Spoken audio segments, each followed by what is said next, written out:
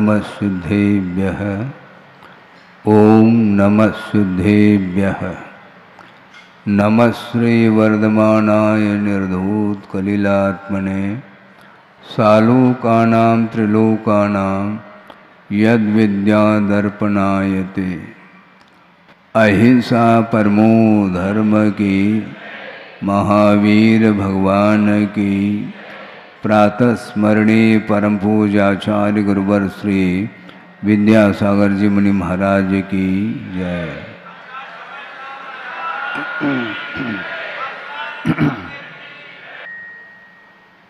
8 कर्मों में सबसे प्रमुख यदि कोई कर्म है तो वह मोहनी कर्म माना है।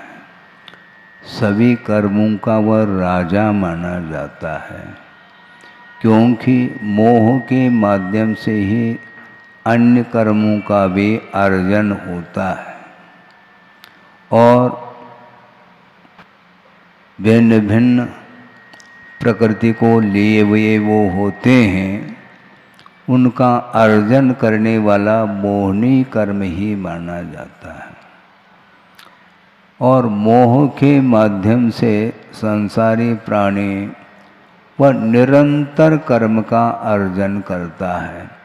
एक समय के लिए भी अंतर नहीं पड़ता समय की अपेक्षा, किंतु वह रात हो या दिन हो, प्रतिपल प्रति समय वह कर्म का अर्जन हो रहा है, किंतु संसारी प्राणी को ज्ञात नहीं है कि किस समय किस निमित्त को लेकर के किस परिणाम के साथ कितनी तीव्रता के साथ कर्म का अर्जन करता है, और उसमें फलदान देने की शक्ति भी उसी मोह के माध्यम से ही पड़ती है। कषाय के माध्यम से स्थितिबंध और अनुवागबंध होता है और योग के माध्यम से प्रकृति और प्रदेश बंद हुआ करता है। इस प्रकार प्रकृति, प्रदेश, स्थिति और अनुभाग की अपेक्षा से बंद के 4 भेद किए गए हैं और यह निरंतर जारी है। एक इंद्रिय से लेकर के असंगी पंचेंद्रिय तक किसी भी गति में रहने वाला जीव क्यों न हो, वो इस प्रकार के बंध से वह मुक्त नहीं हो पा रहा है। और ये कर्म बंध अपने ही परिणामों के द्वारा हुआ करता है, कोई दूसरे के माध्यम से बंद हो रहा है ऐसा नहीं।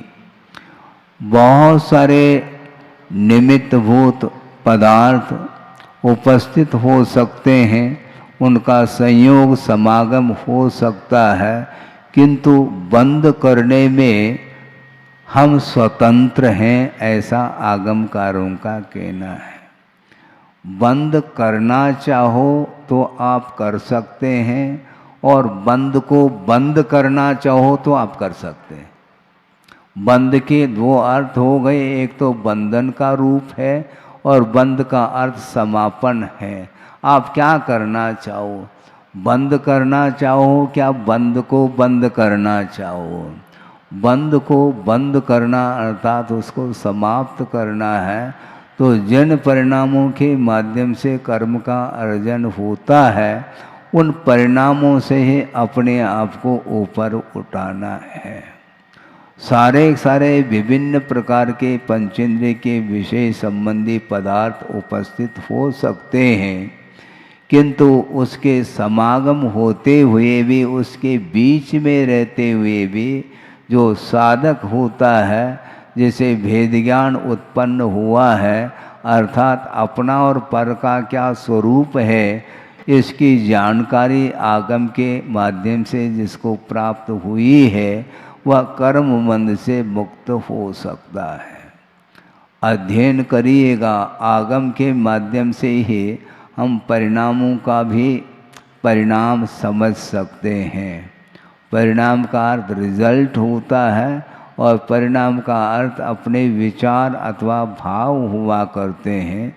इसलिए प्रतिपल हमारा मन किस ओर जा रहा है इसको बारीकी से समझने की आवश्यकता है। आपका मन है और आपको ज्ञात नहीं वह मन किधर जा रहा है। आपको ज्ञात नहीं है क्या? ज्ञात तो है महाराज, लेकिन वह हम रोकना चाहते हैं लेकिन रुक नहीं पाता है। सही मायने में आप रोकना थोड़ी चाह रहे हैं। यदि रोकना चाहते हैं तो मन को केंद्रित करने के लिए जो साधन सामग्री है उसका आलंबन लिया जाना चाहिए। क्योंकि जो कर्म बंध से बचना चाहता है तो कर्म बंध किसके माध्यम से होता है उसको वह पकड़ता है। अन्य कोई विषय को पकड़ने की आवश्यकता ही नहीं है कि मूल स्रोत क्या है, कहाँ से कर्म जो है आ रहे हैं।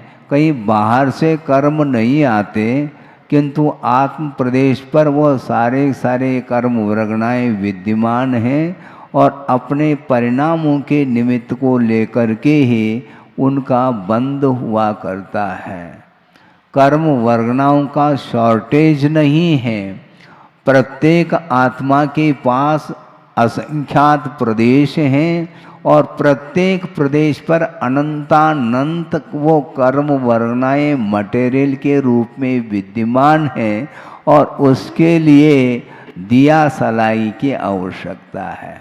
बारूद है आपके अंदर और दिया सलाई का प्रयोग करोगे तो विस्फोट होगा, क्योंकि विस्फोटक सामग्री भीतर है और मोह रूपी दिया सलाई उसका प्रयोग यदि मान लो आप कर लोगे तो कभी भी विस्फोट से बच नहीं पाओगे।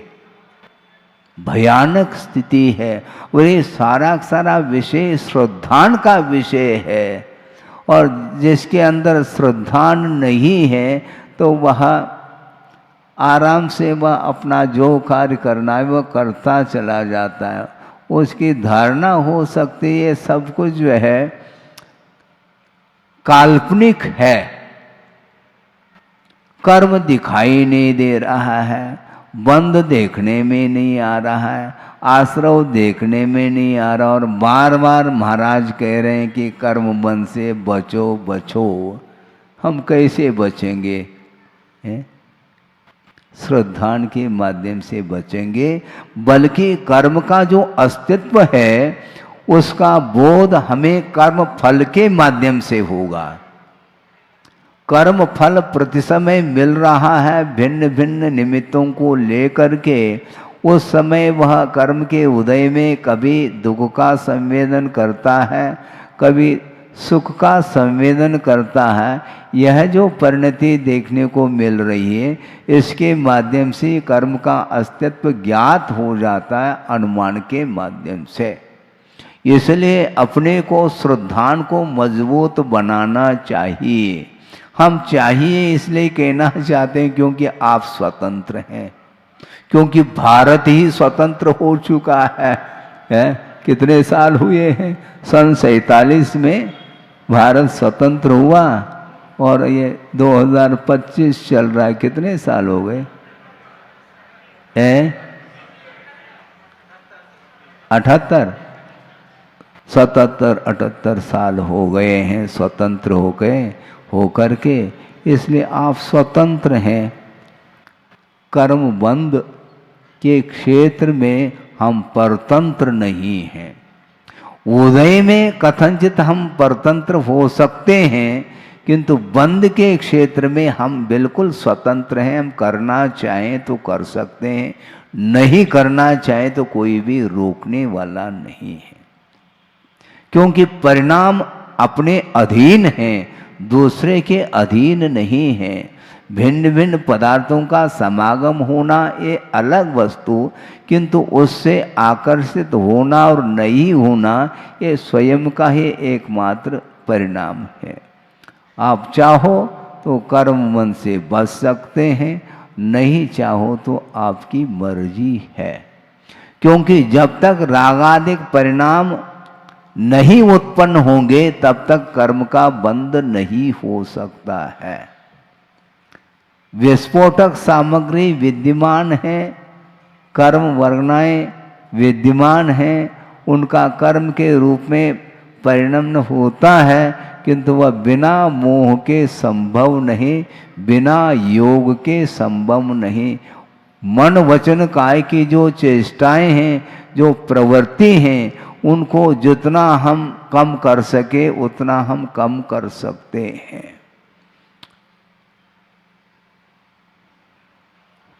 पहले भी हमने कहा था कि पुण्य मोक्ष मार्ग में बाधक नहीं है।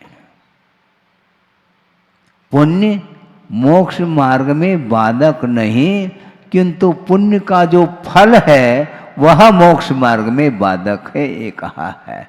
क्योंकि पुण्य का फल संसारी प्राणी बड़ी चाव से उसका उपभोग कर लेता है, तो वह पाप कर्म का अर्जन करने लगता है। और सोचो विचार करो, जिसने पवित्र भावों से पुण्य का अर्जन किया और उसका फल सामने आ रहा है, इसके उपरांत भी उस फल के प्रति जिसका आकर्षण नहीं है, वह साथ से पुण्य का अर्जन करता है, जैसा कि कल एक पुण्यार्जक देखने को मिला है। सोचो विचार करो। संपदा मिलती है पुण्य के उदय में, किंतु पुण्य के उदय में संपदा मिलते हुए भी उसका सदुपयोग करने के लिए साथ से पुण्य का उदय होता है, तब जाकर के उसका सदुपयोग होता है। इसमें स्वतंत्रता है क्या? नहीं, बिल्कुल। उपभोग करना चाहो तो स्वयं, क्योंकि स्वयं ने ही अर्जन किया है, उसका उपभोक्ता, उसका स्वामी वह स्वयं है। किंतु वह कहता है कि नहीं, ये मिलती है, चली जाती है, किंतु उसका उपयोग हमें धार्मिक क्षेत्र में करना है। और एक विशाल जनालय के निर्माण में उनका भाव जागृत होता है। और कितना आशीर्वाद दिया, हमने कहा आशीर्वाद ऐसा दिया जाता है क्या? ऐसा दिया जाता है, ऐसा दिया जाता है। तो कैसा दिया जाता है? तो ऐसा दिया जाता है। तो उन्होंने कहा कि महाराज हम यही चाहते हैं। उनको कोई तकलीफ, कोई विकल्प नहीं, उनका ये कहना था कि महाराज हमें आशीर्वाद चाहिए। व्यर्थ तो आता जाता है, आता जाता, उसको क्या है? क्योंकि अर्थ पुरुषार्थ के माध्यम से तो अर्थ आता ही है, किंतु अर्जित जो वह संपदा है, धन है, उसका सदुपयोग हम करना चाहते हैं। आप जितना को जो को उसके लिए तैयार हैं। इसके उपरांत भी हम कभी भी बाध्य नहीं करते हैं। दान का उपदेश देना चाहिए, दिया जाता है, किंतु उसके ऊपर निर्धारित है, वह स्वतंत्र है। अपने भाव जिसके जितने हैं उसके अनुरूप वह करता ही चला जाता है। तो मैं ये कह रहा था कि मोक्ष मार्ग में पुण्य बाधक नहीं, किंतु जो पुण्य का फल है वह बाधक सिद्ध होता है। इसलिए उस फल को हम धार्मिक क्षेत्र में लगाएंगे तो निश्चित रूप से और असीम साथ से पुण्य का अर्जन होता है। एकमात्र श्रद्धान का विषय है, और जिसने श्रद्धान मजबूत कर लिया वह खुले दिल से उसको वह दे रहा है। सोचो, परिवार है उनका, इसके उपरांत भी वो परिवार महाराज, वो तो अपने आप वह परिवार का पालन पोषण होता है, कोई खास बात नहीं। खास बात तो जनालय का निर्माण करना है। इसलिए उन्होंने बहुत ही पवित्र भाव के साथ उसको उन्होंने दिया है। और वह क्या बोलते हैं संचालक महोदय, 2500 वर्ष तक ऐसा बोलते हैं। ध्यान रखो, 2500 बहुत कम हो गया। जिन्हालय जितने साल के लिए वह बना रहे ये अलग वस्तु है, किंतु वह भव भवांतर तक वह पुण्य साथ चला जाता है। आप अपने आप को पहचान नहीं पाएंगे, मैंने किस पर्याय में दान किया था, है? कौन सा ड्रेस पहना था, ये आपको ख्याल नहीं रहेगा, ये ध्यान रखो। और आप ऐसे अच्छे अच्छे बड़े बड़े पद को भी प्राप्त कर लेते हैं इसी सात से पुण्य के माध्यम से। इंद्रादिक पद जो मिलते हैं वो सारे सारे पद बिना निदान के उसका, उन पदों का प्राप्त करना होता है। निदान का अर्थ विषयों की आकांक्षा का नाम निदान है, और कोई विषयों की आकांक्षा नहीं, किंतु एकमात्र सात से पुण्य का अर्जन करने का जो उद्देश्य है वह एकमात्र उद्देश्य रहता है कि अज्ञान दशा में अर्जित जो पाप कर्म है उस पाप कर्म के क्षय के लिए ही सात से पुण्य का अर्जन किया जाता है। समझ रहे कि नहीं? कोई विषय जटिल तो नहीं हो रहा है, नहीं होता, बहुत सरल विषय है। क्योंकि पाप को काटना चाहो तो पुण्य का संचय किया करो, ये अवसर है। क्योंकि इस प्रकार का पुण्य का अर्जन देवों में भी संभव नहीं है। हाँ, क्योंकि देव पर्याय को प्राप्त कर लेता है कि और वहां पर जाकर के वह समोशरण में भी वह अपनी उपस्थिति दर्ज कर सकता है, भगवान के निकट बैठ सकता है, किंतु वह क्षायिक सम्यक दर्शन प्राप्त नहीं कर सकता। क्यों? उसकी योग्यता नहीं है, वह केवल मनुष्य पर्याय में ही उसकी योग्यता आ जाती है। इसलिए इस प्रकार के पर्याय को प्राप्त करके भविष्य को आप और उज्जवल बनाते चले जा रहे हैं। आपके लिए विशेष रूप से जो साधन सामग्री है वो सारे साधन सामग्री इसी सात से पुण्य के अर्जन से ही उपलब्ध होने वाली है। ये केवल श्रद्धान का एकमात्र परिणाम है, और श्रद्धान जो किया जाता है वो परोक्ष के ऊपर ही किया जाता है। 24 तीर्थंकर हुए हैं और विद्यमान 20 तीर्थंकर अभी विद्यमान है विदेश क्षेत्र में। आपने जा करके देखा है फ्लाइट से? है? कोई एकाध व्यक्ति सभा में है, एक व्यक्ति ने भी दर्शन नहीं किया, किंतु वह श्रद्धान का विषय बन रहा है।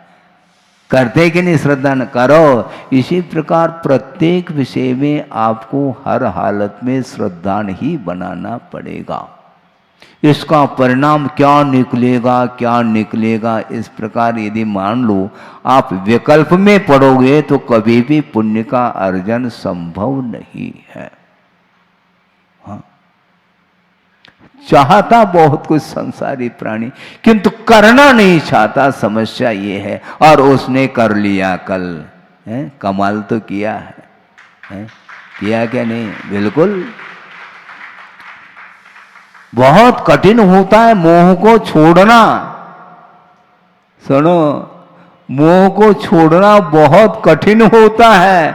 बोलियां जब बोली जाती हैं उस समय 1 2 3 हैं, और क्या क्या बोलते हैं, एकदम 3 नहीं करते, 2.5 पौने 3 99 के पॉइंट में चले जाते हैं। उसके तब तक वह कोई दूसरा बोल जाता है, वह रह जाता है। बोलने के उपरांत भी कोई दूसरा बोलता है तो पहला जो बोला था उसका क्या फल मिलेगा, हम पूछना चाहते हैं। जिसने 50,000 बोल दिया उसने 5 लाख बोल दिया। अब 50,000 वाले का उसको पुण्य लगेगा कि नहीं लगेगा महाराज? क्या लगता है पुण्य, हमें बताओ। कायदे से देखा जाए उसको 50,000 देना चाहिए, तब तो लगेगा पुण्य है।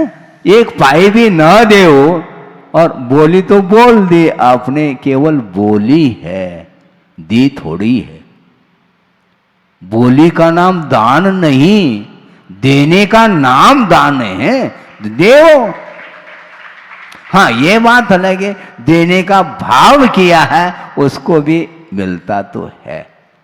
अनुमोदन के माध्यम से भी मिलता है, कारिद के माध्यम से भी मिलता है। कोई दान नहीं कर पा रहा है किंतु दान की अनुमोदना करता है, अथवा जो दान कर रहा है उसकी प्रशंसा करता है, उसको भी बहुत अच्छे क्वालिटी का पुण्य लगेगा। ये ध्यान रखो, क्योंकि मैं भी प्रशंसा करने में लगा हुआ हूँ, तो मुझे भी अच्छे क्वालिटी का पुण्य का अर्जन होगा। ये ध्यान रखो है।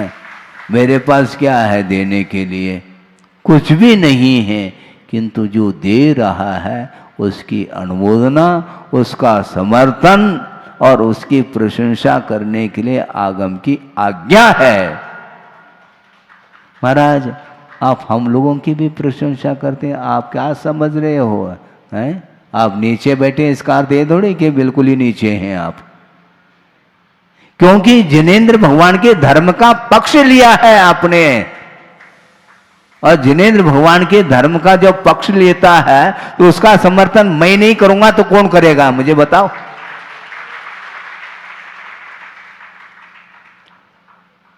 क्योंकि जो उन्मार्ग पर चल रहा है उसके लिए भी मार्ग प्रशस्त करने के लिए आगम की आज्ञा है, और जो मार्ग का समर्थन करता है, अपने शक्ति के अनुरूप चलने का प्रयासरत है, उसका समर्थन बिल्कुल मुक्त कंठ से करना चाहिए।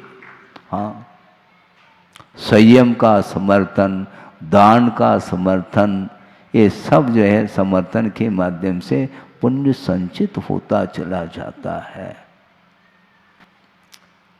मान लो मैं उपवास नहीं कर रहा हूँ, किंतु कोई उपवास करने के लिए आता है तो मैं आशीर्वाद देता हूँ, तो हमें भी उपवास का फल मिलता है।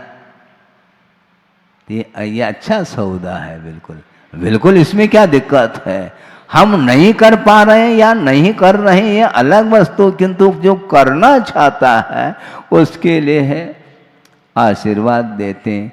10 लक्षण पर्व में 10 दिन तक उपवास करने वाले भी मिलते हैं श्रावक, बिल्कुल आशीर्वाद मिलता है उनके लिए। तो उसके माध्यम से हम क्या कर रहे हैं?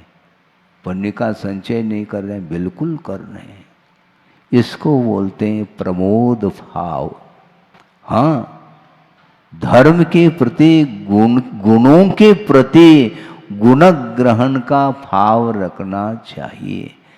जो धार्मिक गुणों से ओतप्रोत हो रहा है तो उसका समर्थन बिल्कुल हृदय से कर लेना चाहिए। यदि पुण्य का अर्जन करना चाहते हैं तो बहुत अच्छा मौका है। हाँ, आप शिला देव अथवा न देव, जो शिला दे रहा है उसका समर्थन। हाँ बिल्कुल है, क्योंकि हम संचालन नहीं कर रहे हैं, किंतु एक ही बार में आपसे ज्यादा बोल देंगे हम, क्योंकि समर्थन मैं कर रहा हूं, और उसके माध्यम से ही दान के परिणाम भी होते हैं। इसलिए मैं ये कह रहा था कि राग द्वेषादिक परिणामों के माध्यम से ये कर्म बंद होता है। इसलिए राग द्वेष पूर्णतः यदि मान लो समाप्त नहीं हो पाता, कोई बाधा नहीं, किंतु जो अनंत जो आशा है उसको कम करने का निरंतर पुरुषार्थ करना चाहिए। आशा को सीमित रखो, अनंत आशा नहीं। और अनंत जो आशा है वह अनंत दुख के लिए कारण है, ये आगमकार कह रहे हैं। इसलिए हमें ज़्यादा कुछ भी नहीं कहना, क्योंकि प्रतिदिन कुछ न कुछ विषय देना ही पड़ता है। हमने सोचा था वहाँ पर कक्ष में बहुत सारे लोग आ रहे थे, चर्चाएं कर रहे थे, अपने अपने विषय रख रहे थे। हमने सोचा कि लाखा भवन में क्या बोल पाएंगे हम। तो हमने सोचा बोलना क्या है, वही बोलना जो आप चाहते हैं वो बोलना है। आप करना क्या चाहते हैं, आप किस उद्देश्य को लेकर के आप बैठे हैं यहाँ पर। पुण्यार्जन करने के लिए आप बैठे हैं और पाप का क्षय हो भगवान इस उद्देश्य को लेकर के आए हैं। इसलिए आगम के माध्यम से ये विषय रखा जा रहा है, क्योंकि राग ही बंध के लिए कारण है और वह वीतराग भाव कर्मों की निर्जरा अथवा क्षय के लिए कारण है, ऐसा कहा है। इसलिए देव पर्याय से भी महत्वपूर्ण मनुष्य पर्याय, ये ध्यान रखो। तीर्थंकर देव होते हैं क्या? नहीं, मनुष्य ही तीर्थंकर होता है। यहां से वह इंद्र पद को प्राप्त कर सकता है, ठीक है, करो, सौधर्म इंद्र बन सकता है और वह कल्याणक में वह उपस्थित हो सकता है, लेकिन उसका जो कल्याण होगा वह देव पर्याय में नहीं हो सकता, ये ध्यान रखो। 20 तीर्थंकर विद्यमान है और एक सौधर्म इंद्र है, सब जगह वही उपस्थिति दर्ज कर रहा है विक्रिया के माध्यम से, और मूल शरीर वहीं पर है जहां पर वह रहता है। तो ऐसे स्थिति में कल्याणक वह महोत्सव मना रहा है, ये अलग वस्तु, किंतु वह उस भव में या उस पर्याय के साथ तीर्थंकर पद को प्राप्त करना संभव नहीं है। इसलिए वस्तुतः मोक्ष मार्ग के जो नेता बनते हैं वो मनुष्य पर्याय से ही बनते हैं, और आप सब लोग मनुष्य पर्याय में बैठे हैं। इसलिए पर्याय को यदि सार्थक करना है तो धर्म की आराधना के माध्यम से उसको सार्थक किया जा सकता है, क्योंकि वह आशा व तृष्णा कभी भी वह तृप्ति को पैदा नहीं कर सकती है। ये श्रद्धान का विषय बना हो। एक श्लोक आया है, आपके सामने रख रहा हूं कि अतृप्त जनकम मोह दाव वन्नेर महेंद्रनम असात संततेर बीजम अक्ष सौख्यम जगुर्जनाहा। अक्ष सौख्य अर्थात इंद्रियां हुआ करती है, इंद्रियों के माध्यम से उत्पन्न होने वाला जो सुख है अतृप्त जनकम कहा, तृप्ति जनक नहीं। और मोह दाव वन्नेर महेंद्रनम, मोह रूपी दावाग्नि को प्रज्वलित करने के लिए वह इंद्रिय सुख ईंधन का काम करता है, ऐसा आचार्यों ने कहा। समझ में आ रहा है क्या? नहीं? हाँ, संस्कृत न आए कोई बाधा नहीं, भाव बहुत बिल्कुल सरल है इसमें। अतृप्त जनकम न तृप्तिम जनयति यदि अतृप्त जनकः तम, जो तृप्ति को उत्पन्न नहीं करने वाला है। कौन? अक्ष सौख्यम अर्थात इंद्रिय से उत्पन्न होने वाला जो सुख है वह तृप्ति जनक नहीं है, और मोह रूपी दावाग्नि को प्रज्वलित करने के लिए महान ईंधन का काम करता है। इसलिए सुख को भोगना बंद करो। बंद तो कर नहीं सकते, तो थोड़ा मात्रा घटाओ। हाँ, क्वालिटी भी घटाओ और क्वांटिटी भी घटाओ। है? योगी एक बार भोजन करता है और भोगी 2 बार और रोगी बार बार। बार बार भोजन करोगे तो रोगी बनोगे, 2 बार भोजन करो और धर्म ध्यान करो तो डाइजेस्ट हो जाएगा, शरीर निरोग रहेगा। क्योंकि विषय जो है ना कभी भी तृप्ति को नहीं कर सकते, और मोह रूपी अग्नि को शांत करना है तो पंचेंद्रिय के विषय संबंधी सुख से दूर रहना चाहिए, कम कर लेना चाहिए। हाँ, केवल ये एक मशीन है। गुरुदेव ने कहा था शरीर को इट इज आल्सो मशीन, ये मशीन है, और मशीन के लिए जो पेट्रोल की आवश्यकता है, छान करके पेट्रोल डालो, ज्यादा कहो तो ठीक, कोई बाधा नहीं।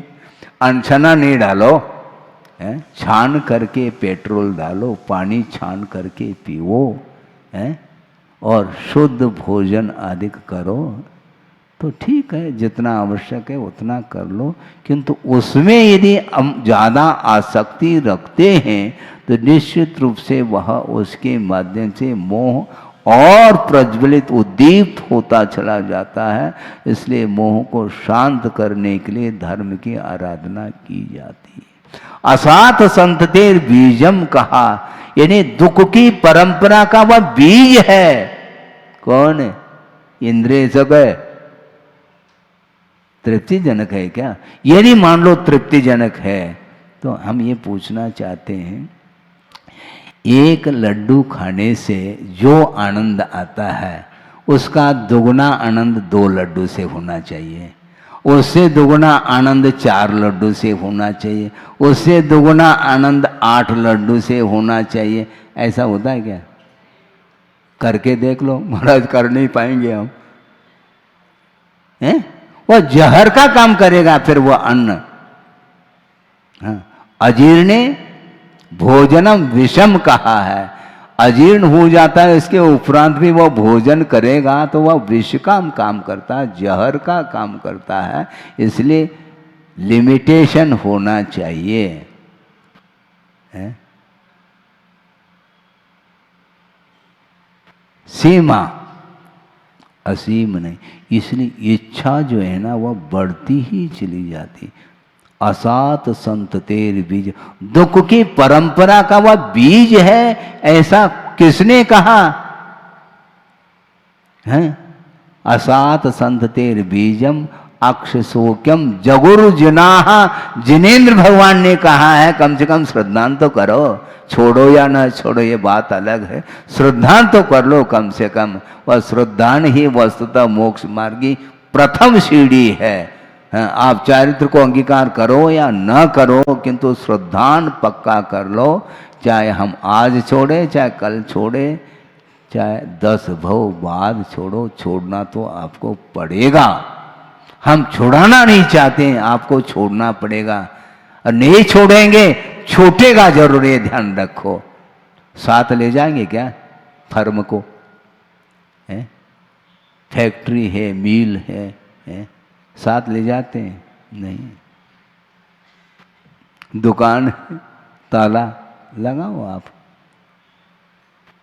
ताला लगाओ, लेकिन आप ताले में बंद भी हो तुम्हें जाना पड़ेगा।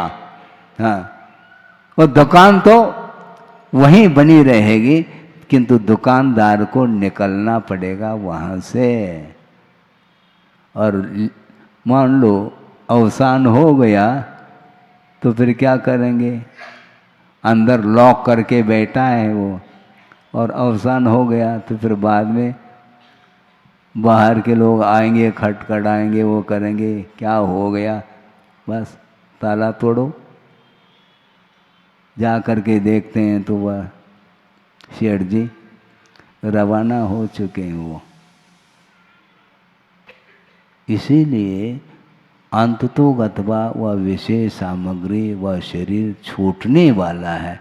जब छूटना अनिवार्य है, बुद्धिपूर्वक धीरे धीरे उसके प्रति जो आसक्ति है उसको कम करने का पुरुषार्थ सबको करना चाहिए।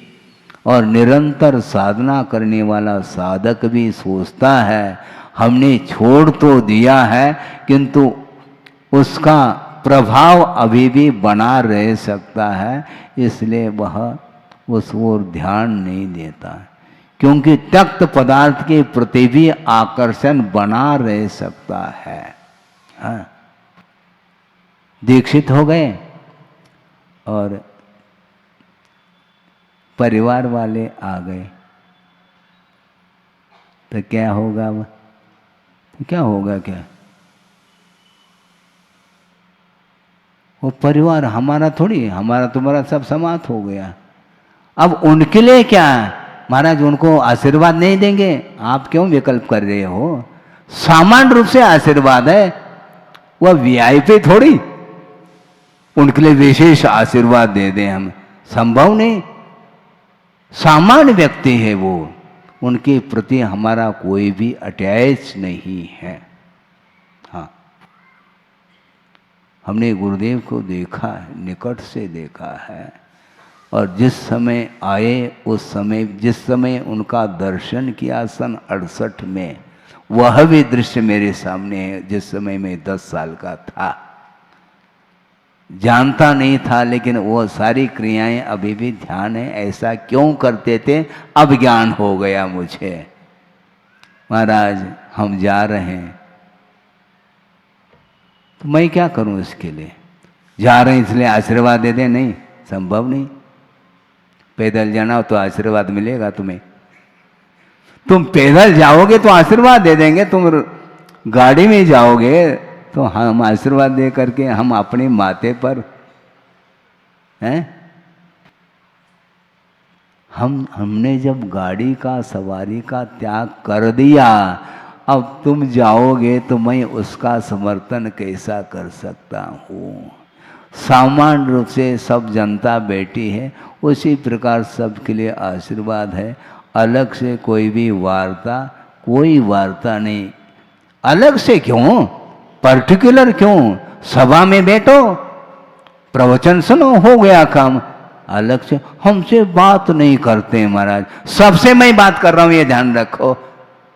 अलग से करना चाहो तो नहीं बात कर सकता मैं। अलग से क्यों? अलग से संबंध जोड़ना चाहता है संसारी प्राणी, हम संबंध को तोड़ना चाहते हैं।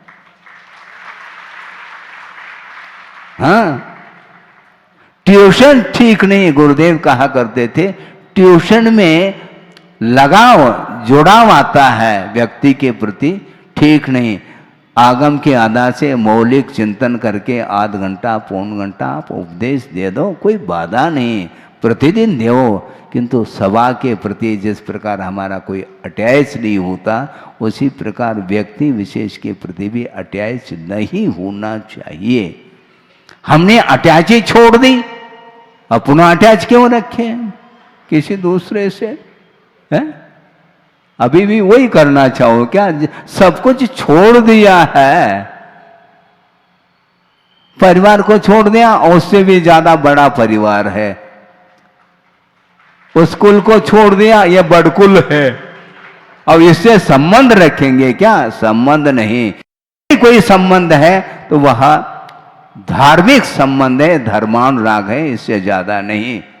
आप हर बात में महाराज आशीर्वाद दो, काय के लाने, काय के लाने आशीर्वाद? नमस्तु के लिए आशीर्वाद है, इससे ज्यादा नहीं। धर्म वृद्धि का आशीर्वाद 2 बार 3 बार दे सकता हूं, किंतु अन्यान्य जो सांसारिक कार्य है उसके लिए भूल जाओ, आशीर्वाद नहीं मिल सकता। यदि जिनालय का तुम निर्माण करना चाहो तो दोनों हाथों से आशीर्वाद दिया जाएगा, बार बार दिया जाएगा, ये ध्यान रखो। केवल जबलपुर से नहीं, विश्व से मेरा कोई संबंध नहीं, सांसारिक गतिविधियों की अपेक्षा से, किंतु धार्मिक जो संबंध है वह हमेशा बना रहता है, क्योंकि विश्व कल्याण करने का जो भाव है वह हमारे लिए संसार के विच्छेद के लिए कारण है। इसलिए जिस प्रकार मैं अपने संसार का विच्छेद करने के लिए तत्पर हूँ, उसी प्रकार सभी का जीवन, जो सांसारिक जीवन चल रहा है, जो दुखमय है, उससे ऊपर उठ जाए, इस प्रकार की प्रतिसमय भावना मैं भगवान से आपकी तरफ से कर सकता हूँ। जल्दी से जल्दी जबलपुर आपका छूट जाए, इसमें क्या दिक्कत है? क्योंकि आप मोक्ष प्राप्त करना चाहते हो, कहीं नहीं मुझे बताओ। आप चाहते हैं महाराज, चाहते तो हैं, तो हटा दो। फिर आपको मोक्ष जाना है तो बस धीरे धीरे धीरे प्रैक्टिस अभी से प्रारंभ कर लो, ताकि भविष्य में जाकर के किसी भी प्रकार से इन विषयों को छोड़ने के लिए कठिनाई का अनुभव न हो सके। इसलिए प्रतिदिन प्रतिपल धार्मिक संस्कार अपने आत्मा के ऊपर डालना चाहिए, और वह आगम के माध्यम से, गुरुओं के संकेत उपदेश आदि के माध्यम से ही संभव है। इस प्रकार एक एक दिन हमारे जो निकल रहे हैं वह धर्म ध्यान के साथ निकल रहे हैं। कितने दिन और निकलेंगे ये मेरा विषय नहीं। अहिंसा परमो धर्म।